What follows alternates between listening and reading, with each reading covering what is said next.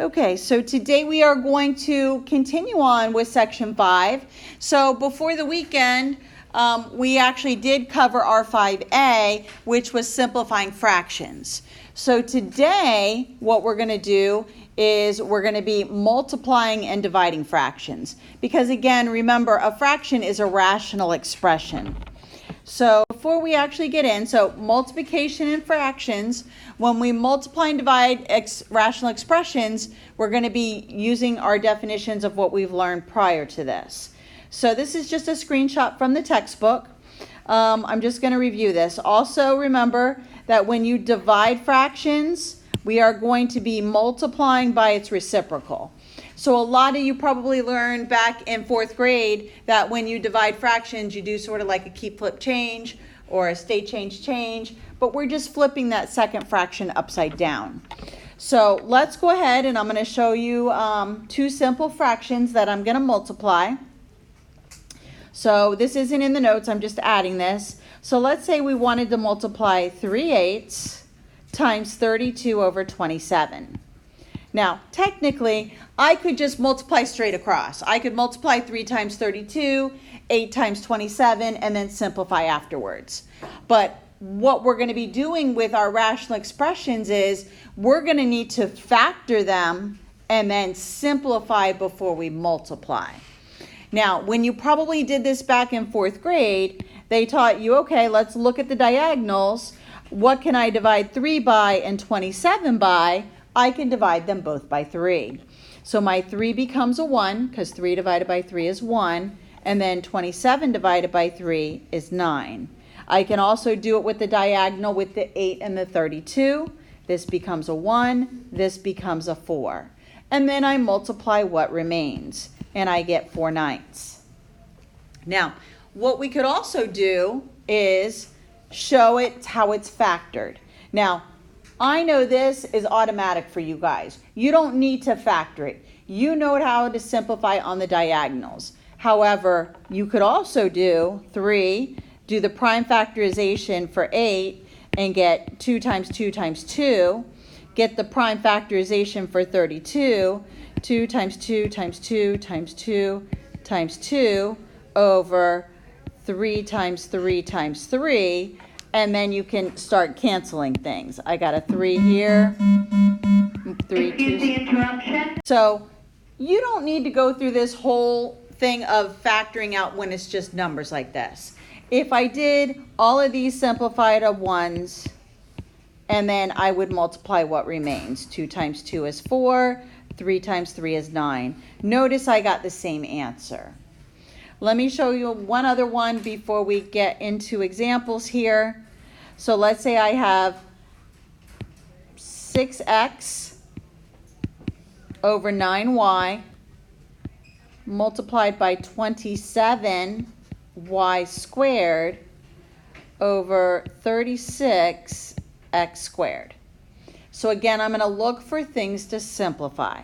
So I could simplify the 6 and the 36. The 6 becomes a 1. The 36 is 6. Wait, you also simplify the x? Yes. And we can also simplify the x. This x is gone, and I take one x out of here. And then I'm going to look at the 9 and the 27. The 9 becomes a 1. The 27 a 3. And then I can also simplify the y's. And now, I can also go back now, and notice I have a 3 and a 6. I could actually simplify this to 1/2. So now I'm going to multiply what's left, and I'm left with 1 times y, which is just y, and then 1 times 2 times x, which is 2x. So y over 2x is my final answer here. It's going to be important you're writing neatly so you can see clearly what's crossing out. Now, remember when we do these simplifications, remember it's not canceling away, you're basically dividing it, and a 1 will remain on a lot of them. So when we go to simplify these, we can either simplify them diagonally, or we can also simplify them up and down. Now, again, let's say I have a division problem. Let's say it's 2/3 divided by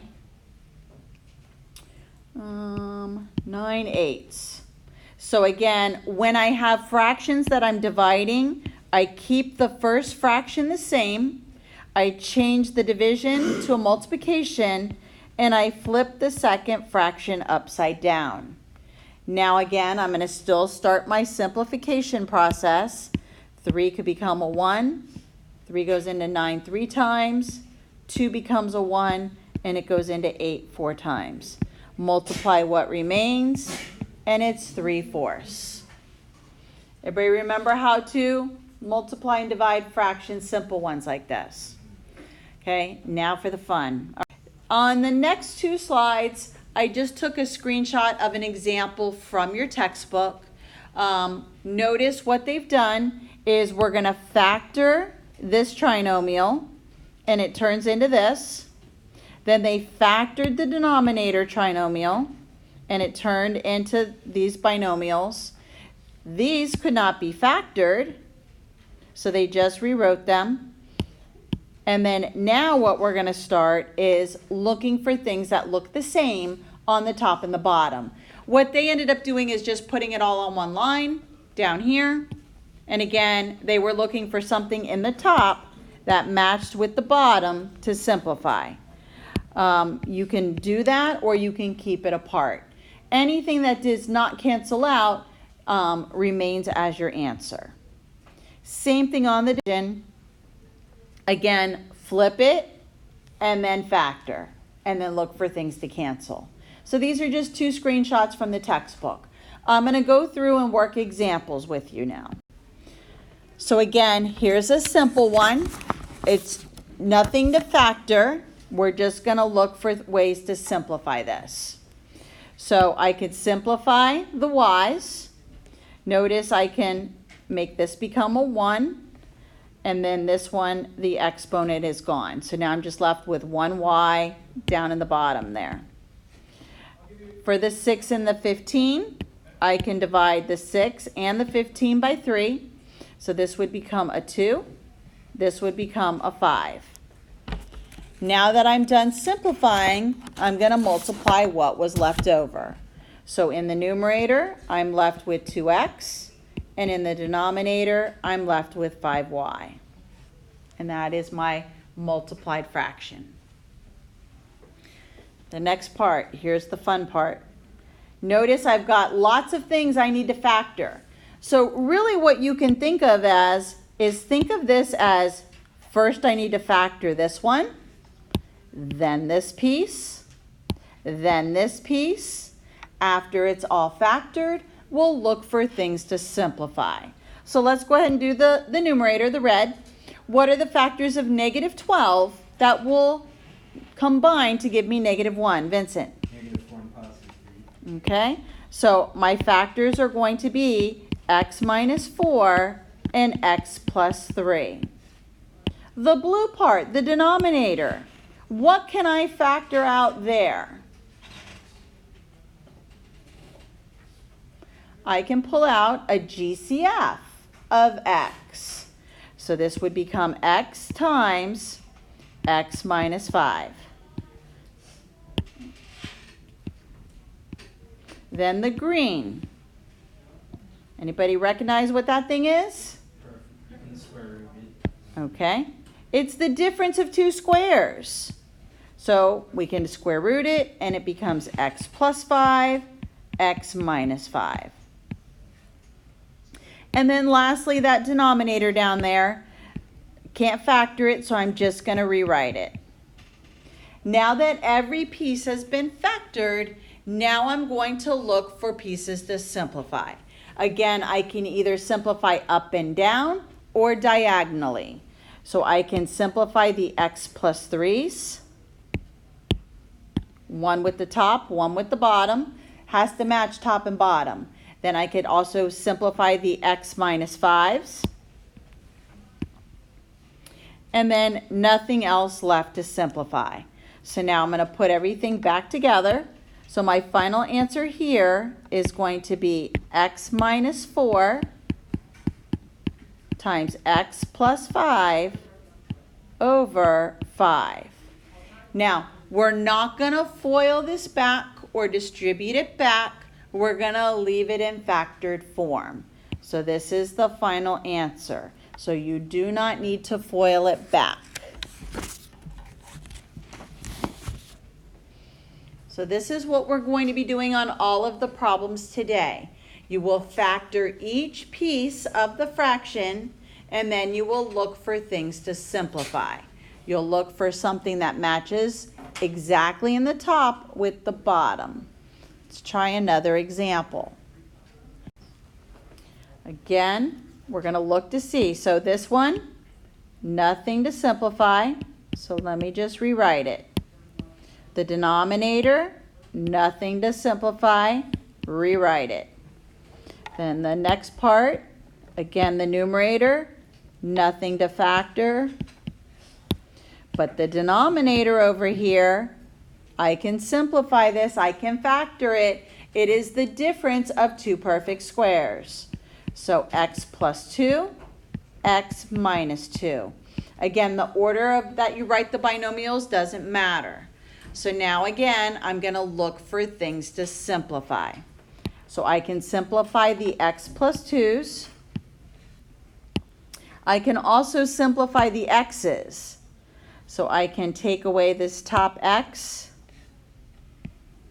and I can also take away 1 out of here. And now nothing else can be simplified, so I multiply what remains. So in the numerator, I have 3, and in the denominator, I have x times x minus 2. Again, we're not going to distribute. We're going to leave it in factored form.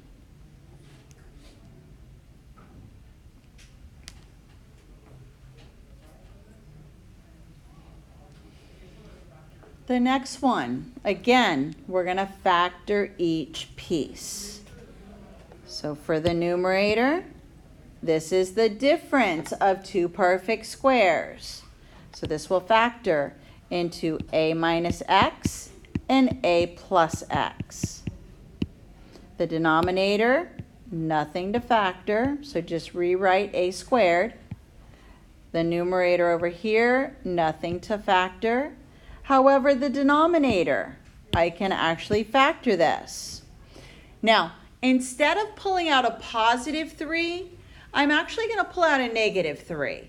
Now, if you factor out a positive 3, you can go back and factor out a negative 1 from either part.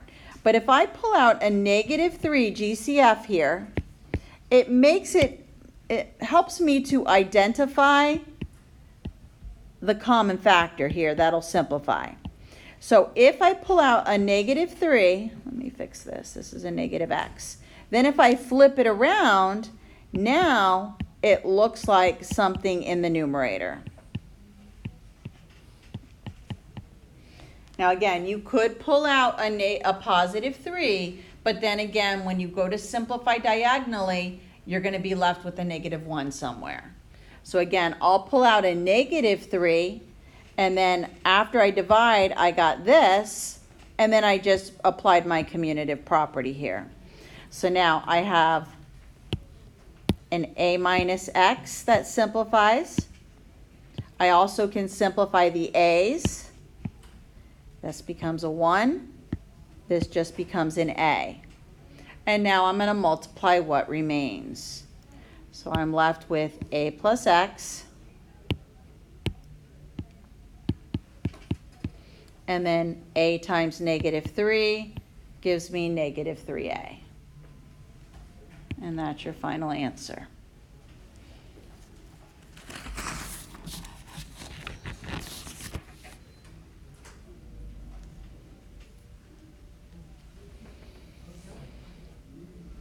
Pretty good?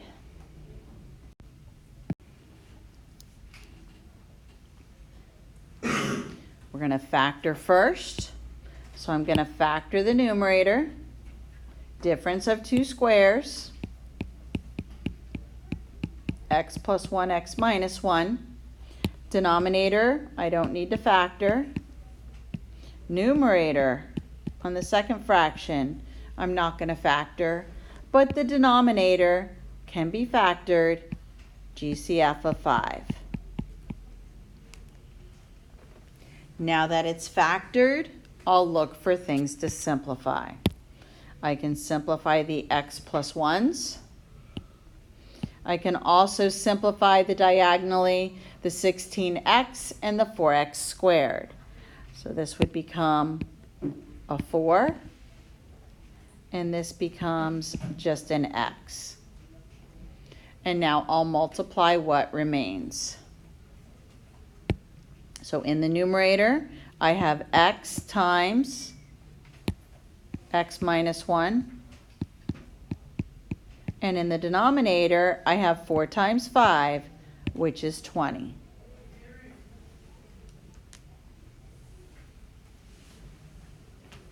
Next, we're going to shift gears to division. Again, there's only one additional step, and I like to do it right at the beginning. I like to flip my second fraction before I even think about factoring.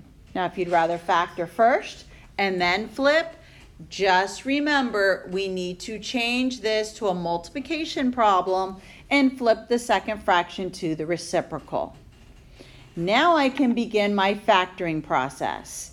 Again, the numerator is the difference of two squares. So m plus 3, m minus 3. I'm going to leave the denominator the same. And the second fraction will also stay the same. And now I'll begin to look for things that I can simplify. I can simplify the m minus 3s, and then I can also simplify the 2 and the 10. And now I'll multiply what is left behind.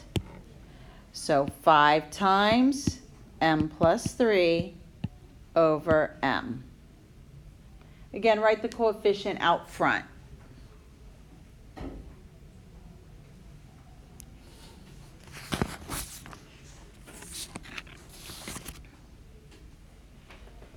Pretty good on example 6. Let's try example 7.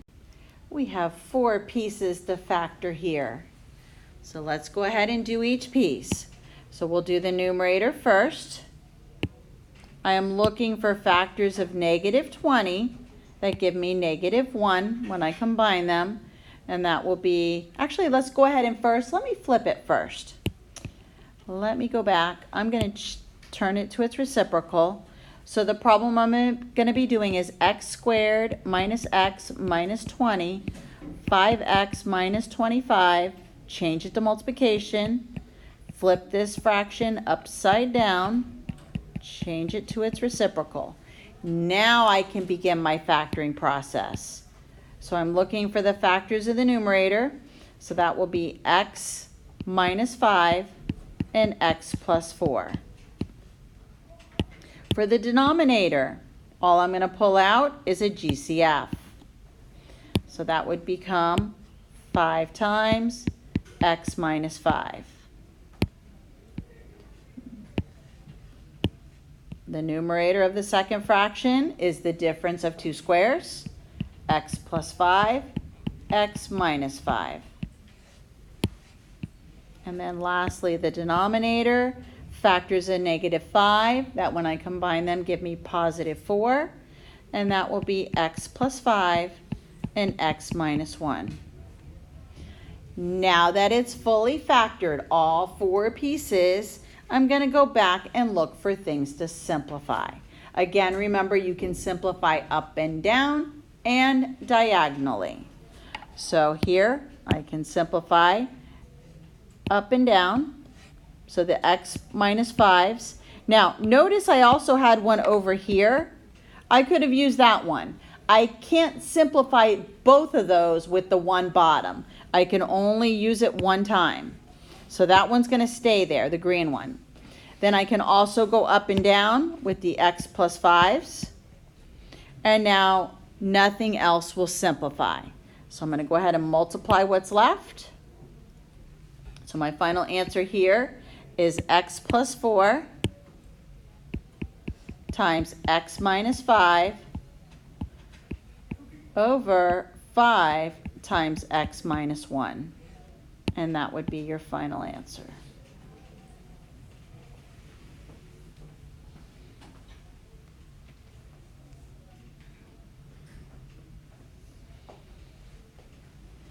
Next one again, I'm going to flip first.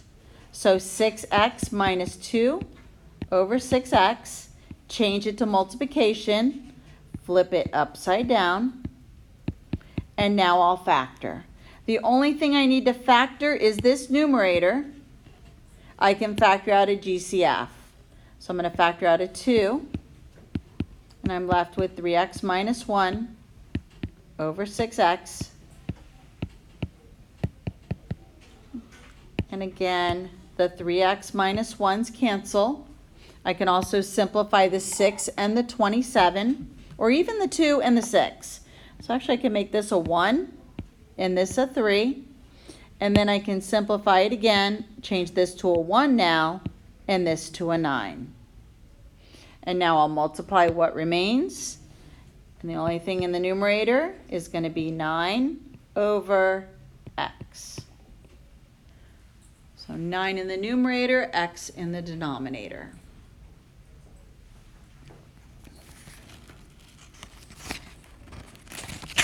One more big example, and then we're done.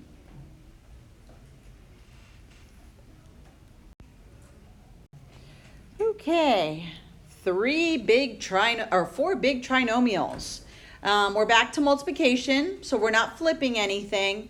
All we're going to do is factor the 4 problems first and then look for things to simplify. So the first one, the numerator here, I'm going to factor this. I'm looking for the factors of negative 15. That will give me positive 2, and that will be x plus 5 and x minus 3. The denominator, factors of 30. That will give me 11. And that would be x plus 5 and x plus 6. Remember to be very careful with your signs. Then the next one, this numerator, factors of negative 24 that give me positive 2, and that will be x plus 6 and x minus 4. And lastly, the denominator, factors of positive 15 that give me negative 8. So x minus 3, x minus 5. Now that everything is fully factored, I will look for things to simplify. So again, I can simplify top to bottom. So the x plus 5's become 1's. I can also simplify the x minus 3.